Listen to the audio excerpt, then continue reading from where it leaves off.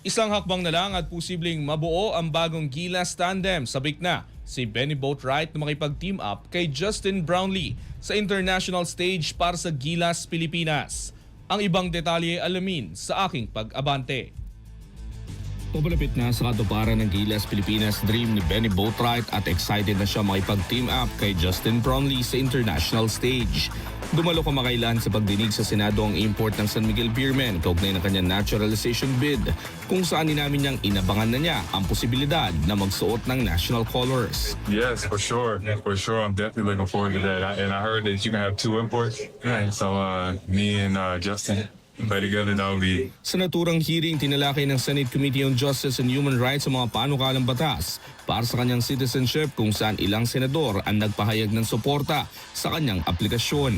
Ayon kay Boatwright, nakatuon ang mga tanong sa kanyang koneksyon sa Pilipinas at kahandaan niyang kumatawan sa bansa. Yeah, they were just asking me a bunch of questions, about, my affinity for the Philippines and I was happy to talk about it. Ibinahagi rin ng 30 years old na manlalaro na isa na lamang na hakbang ang maaring kulang bago tuluyang makumpleto ang proseso.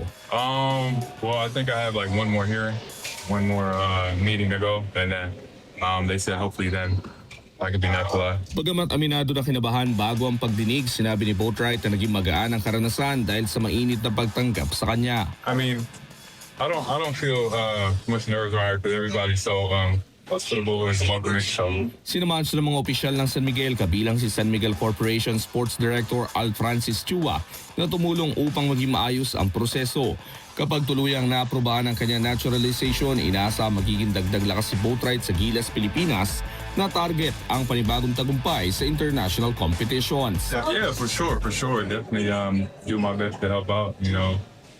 Win another championship, but one step at a time. I got to get naturalized first, and then we go. Ibinahagi rin niya na napag-uusapan na nila ang Gilas kasama ang kanyang mga teammate na sina Junmar Fajardo at CJ Perez. Matagal na anyang proseso ang kanyang naturalization pero naniniwala siyang malapit na itong maisakatuparan at posibleng magbukas ng bagong yugto sa kanyang karera bilang bahagi ng pambansang koponan. Ako si Sus Valdez, Abante. Manatiling nakatutok sa Abante, sundan kami sa aming mga social media accounts at huwag kalimutang mag-subscribe sa aming YouTube channel, DWAR Abante Radio, para sa mga eksklusibong balita.